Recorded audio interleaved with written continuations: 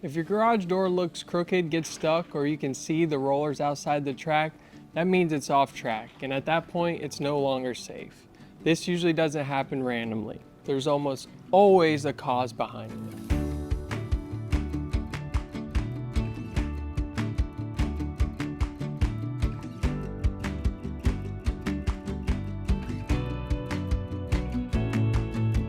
Sometimes it's something simple, like hitting the door with a car or something blocking it. Other times, it's cable issue or a spring problem that throws the door off of balance.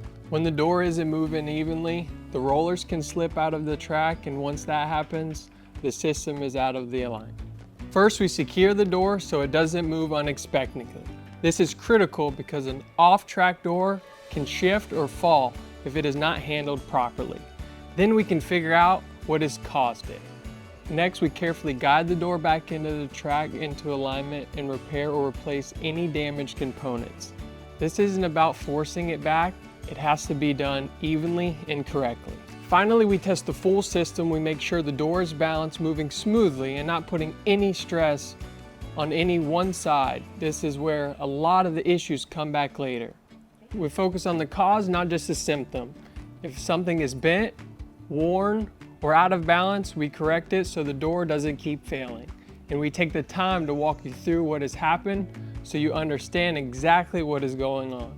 Once the door is properly aligned again, you'll see it operating smoothly, evenly, no jerking, no uneven movement, and no risk of slipping out again. If the underlying issue isn't fully corrected, this shouldn't be something you deal with again anytime soon. Most importantly, it is safe to use again.